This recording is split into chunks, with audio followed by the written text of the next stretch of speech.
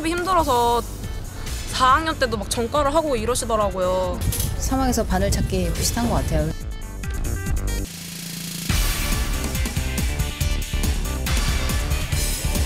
(1회가) 되시면 28만원, (2회가) 되시면 52만원.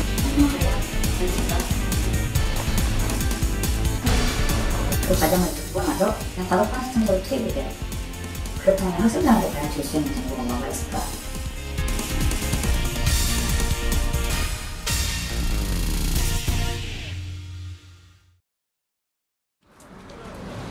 대기업 입사 시험이 치러진 서울 시내 한 고등학교. 시험이 끝나자 수많은 응시생들이 썰물처럼 학교를 빠져나옵니다. 이날 전국 5개 도시 120개 고사장에서 동시에 실시된 이 직무적성 검사엔 무려 10만여 명의 취업 준비생이 몰렸습니다. 취준생들 사이에 4월의 수능이라 불리는 이 입사 시험 현장은 청년 취업난이 빚은 우리 사회의 서글픈 자화상입니다. 청년 실업 100만 시대, 대학생들은 취업 전쟁에 나서기 위해 자격증을 따고 해외 연수를 가고 졸업을 유예하며 끊임없이 자신을 무장해야 하는 처지로 내몰리고 있습니다. 저는 경영대라서 그나마 나은데 다른 문과대 학생들 얘기 들어보면은 너무 취업이 힘들어서 4학년 때도 막 전과를 하고 이러시더라고요. 사망에서 바늘 찾기 비슷한 것 같아요. 그래서 지원자들도 너무 많고 고스펙자가 굉장히 많기 때문에 아무래도 좀 힘들지 않나. 이처럼 살인적 취업난을 틈타 등장한 것이 이른바 취업 컨설팅입니다. 기업 분석부터 자기소개서 작성, 모의 면접까지 컨설팅 업체들은 합격을 위한 체계적인 관리를 내세우며 취업 준비생들을 유혹합니다.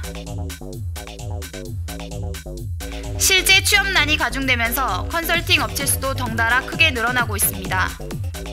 하지만 취업 컨설팅 사업의 업종 분류가 명확하지 않아 실제 얼마나 많은 업체가 영업하고 있는지조차 제대로 파악되지 않고 있습니다. 단비뉴스 취재진은 무작위로 취업 컨설팅 업체 30개를 선정해 이들의 업종 등록 현황을 살펴봤습니다. 통신 판매업으로 등록된 업체가 13곳, 직업정보 제공 사업이 5곳, 유료 직업 소개업 1곳, 기타가 4곳이었고 홈페이지에 등록 업종을 알리지 않아 무등록 업체로 보이는 업체도 9군데나 됐습니다. 취업 컨설팅 업체의 업종 등록이 이렇게 제각각인 이유는 이 신종 사업을 관리 감독할 제도적 장치가 마련돼 있지 않기 때문입니다. 이들은 강사를 두고 강의를 하는 사실상 학원의 형태로 운영되고 있지만 초중고생들을 대상으로 하지 않고 평생교육기관에도 속하지 않아 학원법의 적용을 받지 않습니다. 이렇게 무질서하게 등록돼 있는 취업 컨설팅 업체들, 과연 운영상의 문제는 없을까요? 일부 취업 컨설팅 업체의 고액 수강료, 검증되지 않는 컨설턴트의 자질 등이 또 다른 문제로 불거지고 있습니다. 그렇다면 취업 컨설팅의 비용은 얼마일까? 취재진이 강남의 한 컨설팅 업체를 찾아 직접 상담을 받아봤습니다.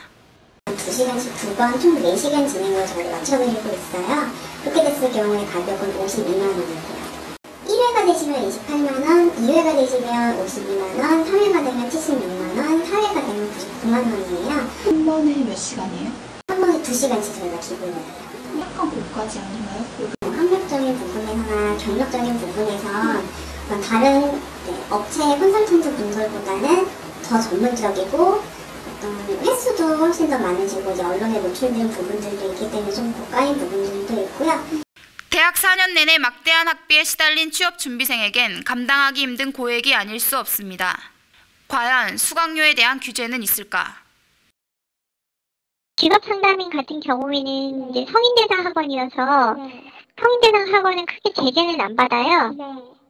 어떤 교습비에 관한 그런 기준선 이런 게 없고요. 학원에서 그냥 받고 싶은 데는 받으실 수 있어요. 혹시 이 교습비가 뭐 너무 고액으로 측정이 되거나 이래서 좀 피해율이 뭐 이러신 분들은 어떻게 해야 되나요?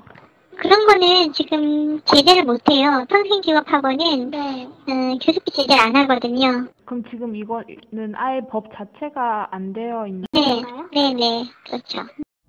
문제는 여기서 끝나지 않습니다. 취업 준비생들을 가르치는 소위 취업 컨설턴트들의 자질에도 의문은 제기되고 있습니다.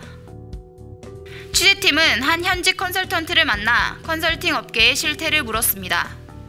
이 시장이 활성화가 되다 보니까 진짜 직무 경험 한 번도 없고 취업을 해본 적도 없는 사람들이 그냥 일반 업체, 컨설턴트 업체에서 양성하는 그런 취업 컨설팅 양성 과정을 70만 원, 100만 원 정도 사이를 하는데 그 과정을 듣고 나서 그냥 바로 컨설턴트로 투입이 돼요.